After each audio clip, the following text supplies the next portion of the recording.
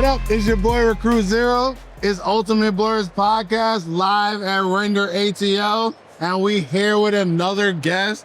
Of course, my boy Uncle Charles. We back on the left side. Season 2, back on the left side. I don't know what order you watched the episodes in, but he got the main seat on one of these joints. I got on once. It's not my fault. I got fired. But we here with our man Kris Diallo, CTO of Catch It. And we're gonna let him introduce his business because he's doing big things in the tech space. Yeah, man. So like Recruit Zero said, man, Kris, CTO of Catch It, and Catch It is all about handling payments for small businesses. Okay. Mainly in the service and retail industries, but it's all about delivering those streamlined payment solutions and handling the tax and accounting for them, all on one platform. So it's like if I'm getting payments and direct deposits from a bunch of different places, it'll kind of streamline all that. So I don't have to be in a bunch of different portals. I can just come to Catch It. Exactly. And we focus on really the cusp of turning consumers into producers. Gotcha. So as a consumer, you're so used to using Venmo and Cash App and Zelle. But those are peer-to-peer platforms, man. They weren't meant for business. Gotcha. So we try to take people off of that and move them to actual business enterprise tools. Okay. Some people like that type of business, you know? Hey, man. So, but for those who are actually, above the table, let's say, let's talk a little bit about like how far digital payments have come, right? And so when we think about it at the beginning, it was just like paying online and it was PayPal, right? Right. And then maybe like Stripe came along at a little bit. And so, but just walk me through like where digital payments are today. Yeah. And it's actually a super exciting industry to be in right now. Because I don't know if y'all heard, but the SEC just recently passed a ruling that allows banks to hold cryptocurrency and stablecoin on behalf of consumers. So instead of now having crypto as their own reserves, they can now leverage whatever money you put into a 401k, into a Roth IRA, in the crypto. Okay. And so that's super exciting. And you mentioned Stripe. Stripe just acquired Bridge for $1 billion. And Bridge's whole infrastructure is based around being able to move stablecoin from different blockchains. Gotcha. So there's this huge push to get rid of all the old payment infrastructure, like all the Swift networks and everything that was, prehistoric and takes a long time, to this new era of digital payments, which is obviously, blockchain technology and cryptocurrencies. And we're seeing that at a grand scale. So for us, it's really about how can we deliver that to people that don't have the know-how or don't necessarily have the technical background or the experience in order to really leverage those tools. Right. Okay. So with that, I mean, of course, we're all used to digital payments now, tap to pay, whatever it may be. You may not have seen a dollar bill in months or years. Right. But in the larger question of that, in terms of decentralizing currency, going fully digital to where you're not holding hard currency, you don't have dollars under your mattress anymore. Do you think, outside of course, your involvement with Catch It, do you feel like, just as a citizen, as a person, that's a good trend or a bad trend to where you don't really own your money anymore? Yeah. I think the premise of blockchain technology and cryptocurrency is brilliant, right? Right.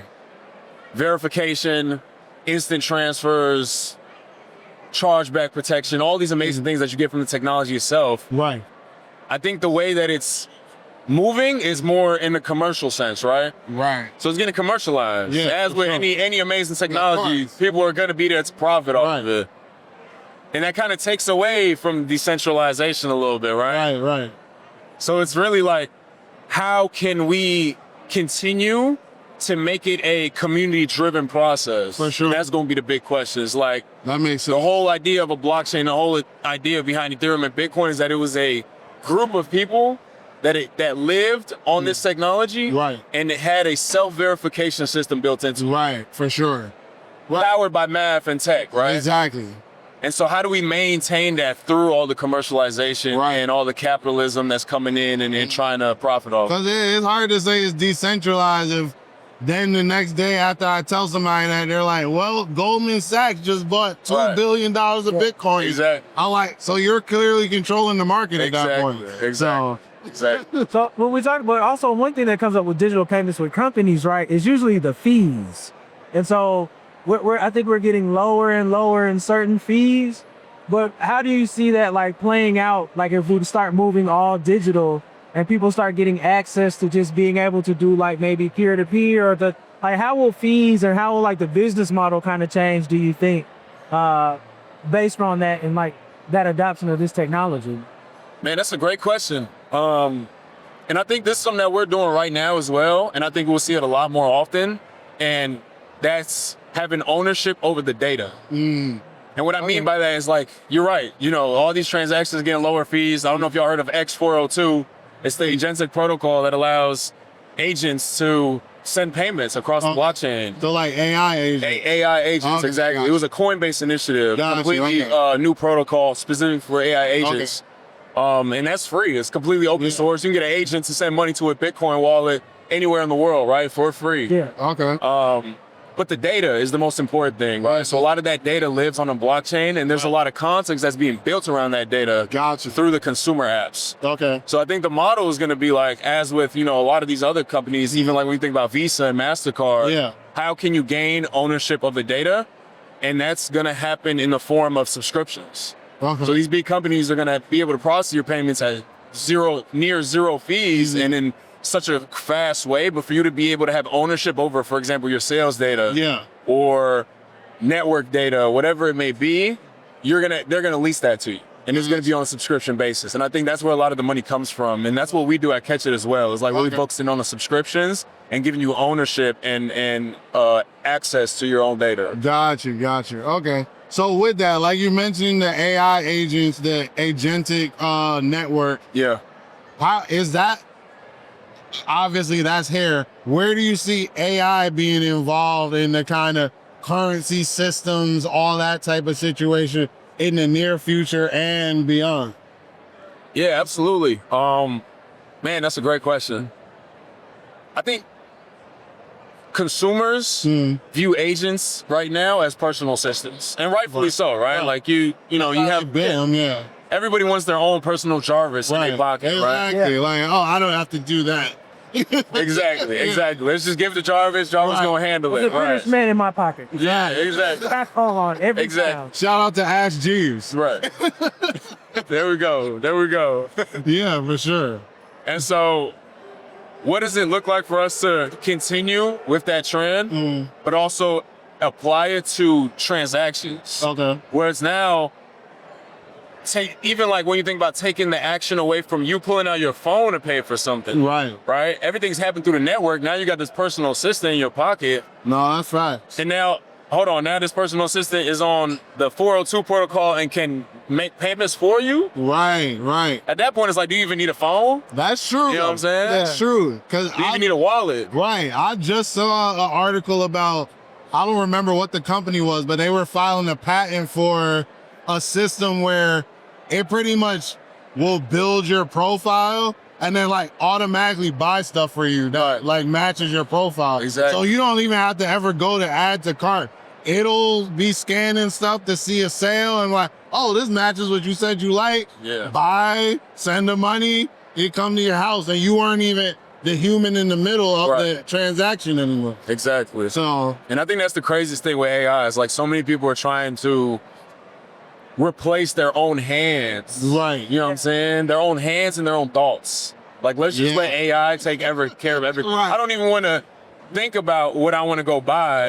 Like, let's just have AI buy it for me. What's the fun in that? Exactly. So let's talk a little bit about like on the dev side, right? Like, so if years ago I cut my teeth at a web dev boot camp, and for my final project, I was like, oh, I'm gonna do peer-to-peer payment. And everyone looked at me like, you've lost your mind. So I was over here with Stripe and I grabbed the link and I'm doing this. I was like, I got it to go one way, right? And it's like, I think I kind of go another way. And that was in 2017, right? So let's fast forward to today.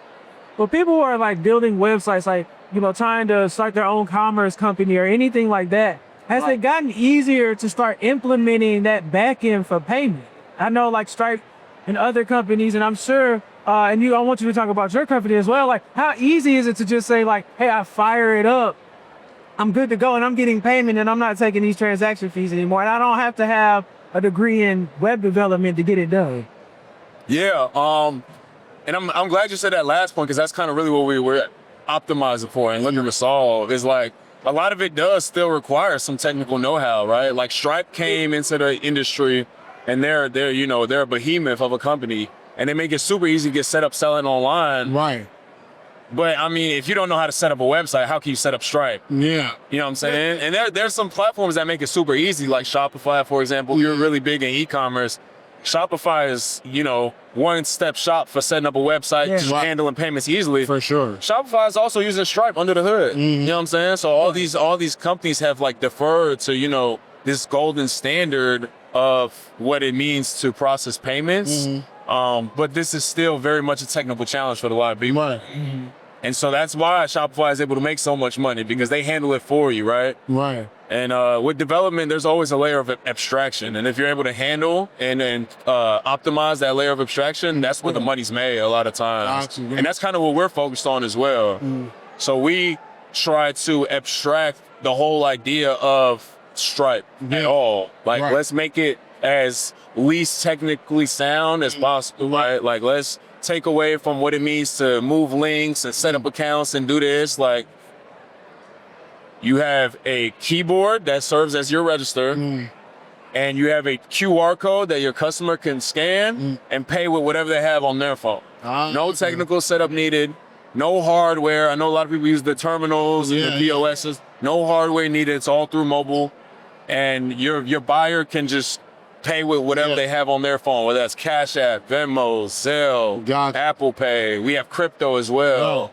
And so that's kind of like really what we focus on, is like being able to abstract the idea of needing technical experience in order to get started with this. And it feeling like just like an everyday tool that even, your food truck, your local food truck, your local vendor, your local hairstylist, your local barber can use to consolidate their payments into one place. Okay.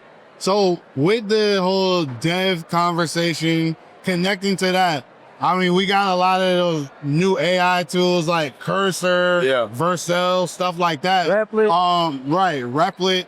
With that, do you see people just building their own apps to kind of fill that space, being competitors to what y'all doing at Catch It? Or is it like, it's not really in the same lane of what y'all doing? Because I've seen a lot of people like, oh, I don't want to buy that app or pay for that app. I'll just have the AI build it and code out something for me and make an integration and just roll with that.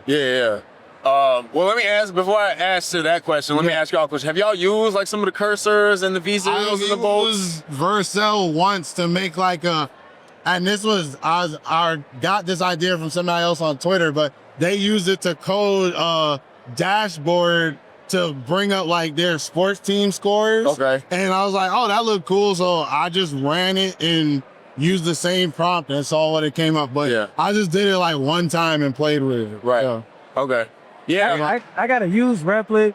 I use like Midjourney, a lot more creative stuff, Gemini, Notebook LM, that type of stuff. Usually, man, what I find is you need to know how to code or have a background in it, right? That the reason why I say that is I find that AI is great if you know what you're doing. Because it cuts out having to like get yelled at on Stack Overflow for 3 hours to ask a question. But it's just, hey, this is what's wrong with it. Is this what you were trying to do? Okay, we can help you fix it. And I feel like it makes writing a lot better, right? Like if it's already doing predictive writing, that's great. I don't know if I wanted to build my app all the way, because I found that when I'm trying to create and using AI in that capacity, it can't think, right? So it doesn't know the thing that I see in my mind's eye. And so it can't create that well. It can do all right. It's kind of like a Bootstrap, right? Bootstrap website where you see one. It's kind of like, an AI, no human input, just AI only product where you see it, because it just functions a certain way. I mean, you said it perfectly, man. That's exactly what I was like. It's trying. I'm not. Don't get me wrong, man. It's like I use Cursor every day. You know what I'm saying? I use Cursor every single day, and it's an amazing tool. It like 10x's your productivity. Right. But you know what you're doing already. I think there's still a degree of like know-how that you need in order to really be able to like have productionized applications. Right. And I think that's the key difference. Like it'll get you 70, 80, maybe even 90% of the way there. But what does it look like for that to actually be a sustainable product and a sustainable application? Because I've seen people that are doing that type of stuff, and then they'll build something, be like, oh, I got this ad, I cloned it from this, and then like 2 weeks later, they'll be like, I'm getting attacked with DDoS attacks and such and such. You didn't add none of that because you don't know to add it because you're not a coder. Right. So exactly. And so yeah, there's definitely like, I think it helps in terms of productivity a lot. Like I'm able to, write code way faster than I've ever been.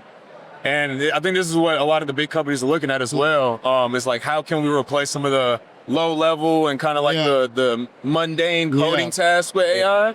But when it comes to like really big understanding of like orchestration and architecture and security policies and even like ethics, right? Like there has to be somebody with the actual background to be able to account for all those different aspects and conform it so that it's something that users can actually use at scale. Wow. You know what I'm saying? And it's secure and it's safe and it operates perfectly. Definitely. And so, yeah. Let me ask you this, because you're the CTO. You hear about this a lot, and I want to get your opinion on it. Yeah.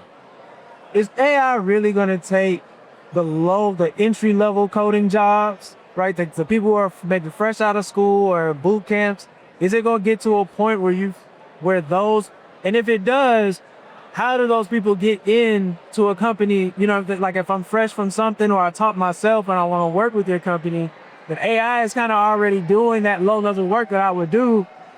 How do I make my way into the industry? Man, that's a great question. That's something that I've been thinking about a lot as well, especially being somewhat of a young guy, The way I see it is so to answer the first part of the question, I absolutely do think that AI will, like even where it's at now, a lot of the AI tasks are being streamlined. Some of those low-level tasks are being streamlined with AI, if not completely replaced already. And when I say that, I mean, simple things like unit testing and like writing components and different things like that, which a lot of times that's some of the first projects you get as a junior starting off at a company.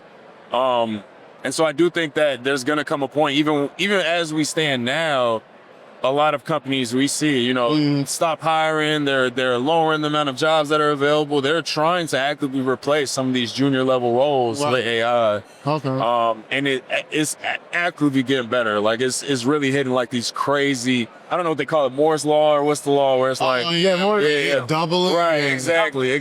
So that's really what we're seeing in the space. And so there's I don't know when exactly because nobody really knows, but I think there's gonna come a time where a lot of junior roles are gonna be obsolete. And I think the way that we cope with that, for the second part of it, is like, there's really two paths that I see flourishment in terms of development. Right. And that's either being very deep and very expert on a particular topic. So like really diving deep. You know how they say lay a foundation and go really deep on one thing? Sure. Like having that 1-2 things that you're really, really super, super proficient at, and AI couldn't even replace you in that aspect. For sure. Because AI is still very much a generalist, right? Like I don't think it'll ever, I don't want to say ever. Never say never. They're going to pull this up in the apocalypse. They're going to be like, whoa, hold on. He's saying we literally have Skynet. No, for real. They're going to be like, wait, hold on, what was he talking about? But I don't think it's at a point now where it's capable of replacing some of the more higher level tech roles. And a lot of those come with expertise, right? Domain expertise that you wouldn't get from an AI model. And then the other aspect of it is being really proficient with using AI tools. Right. And using those to your advantage to essentially almost like manipulate or like, not manipulate, kind of like like being a cyborg. Like you're essentially like optimizing your skill set and improving it by using AI tools in ways that typically people don't. Exactly.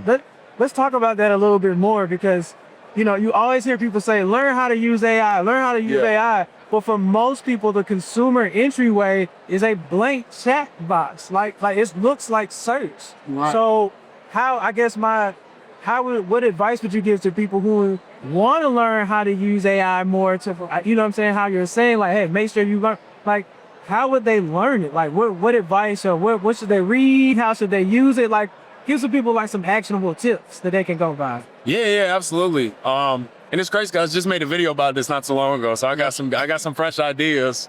There's actually a lot of free resources on the internet. And I think part of it is there's this gap that's growing between the knowledge. Yeah. And there's a valley of despair. And that valley of despair is like starting to understand some of the more technical aspects that you typically wouldn't understand. Because at the end of the day, AI is a very technical, advanced technology that requires some technical know-how to understand. And so if you're able to get past that valley of despair, there's a huge array of amazing free resources on platforms like GitHub. There's a lot of Gumroad guides. Even the companies that make some of these LLM models have prompting guides and resources, tutorials. I was just going through one this past weekend. It was Anthropic's prompt engineering tutorial. So really getting familiar. I say all that to say that prompting and understanding prompting is definitely like the first step that you need to first skill that you need to acquire in order to really start diving deep into the world of like AI. Right. Understanding like how the models think and how what you tell it and what you give it affects its outputs. Because a lot of people will go into the LLM and to the chatbot, to your point, just be like, write me a caption, right? It's like just one side. Right. Yeah. You wouldn't even tell your friend to do that. Imagine you had an employee. Like, would you tell your employee to just write me a caption? No, like there's context that you gotta give it. You gotta sit in a role. You gotta, you know what I'm saying, really give it that context. Another language, right? Like I've done some for Google. I've done some prompting. It's always just like the amount of description you're given, right? Because it's still a computer. At the end of the day, it still is only gonna go by what you tell it. And so I think the prompting is great. One thing that I hope that we as like tech nerds and stuff start doing is putting more emphasis on actually use cases. Right? Like it's not write your email. Stop saying write your email. You can write your own email in like 2 seconds better than AI ever will. That to your point that you were saying earlier, like just replacing your brain. But I think there are ways. You know, people are like, oh, it can schedule my vacation. So you can already schedule your vacation. Exactly. But finding ways of like, hey, maybe it could do better helping you with a budget. Give it all your budget information. Maybe it'll tell you that. And so that's probably the biggest tip, right? It's like, don't treat it as a replacement, treat it as an extension. That's a bar. And understanding that it's helping you, it's augmenting your workflow, making you more productive, not replacing the work that you need to be doing or the work that you're doing right now, right? So, that makes sense. So we like to, you know, as we get toward the end of the episode and when we're talking with an expert, we like to get what would be one piece of advice that you would want to give to people, you know, in the digital currency space, the AI space, whatever it may be, that they should take away from this episode. Yeah, absolutely. I think to sum up a lot of stuff that we talked about into like, you know, a very short proverb, be curious. You know what I'm saying? Like be curious, be explorative, and really look for things that interest you, whether it's digital currency, AI, shit, it could be real estate, you know what I'm saying? Whatever it is, be super curious in that niche and really dive deep, you know what I'm saying? And understand like understand the ins and outs of it and put yourself as one of those people that could be looked at as an expert, you know what I'm saying? Or could be looked at as somebody that I've been in this field and I know all the AI tools, so I know how to use them really well, right? So like being curious and being explorative and whatever it is you're doing is probably like the #1 thing that you can be doing right now, especially with, you know, everything that's going on with AI. It's like expanding your mind, expanding your knowledge base, and don't be afraid to use the AI tools to your advantage. Like I said, it's not something that's meant to necessarily replace what you're currently doing, but it does augment and improve your processes a lot. So that's definitely what I would That's great advice. I've been curious for the past 2 days. We've been curious here. Getting films, getting info, got some more today. Like, it's here for you if you want. Right. Like both. The tools can either help you or hurt you. So we try to bring the information that all the tools can help you because we want to see y'all succeed. So it's Ultimate Blerds. I'm Recruit Zero. I'm Uncle Charles. And Kris. And we here and we out. We'll see you on the next episode. Peace. Peace.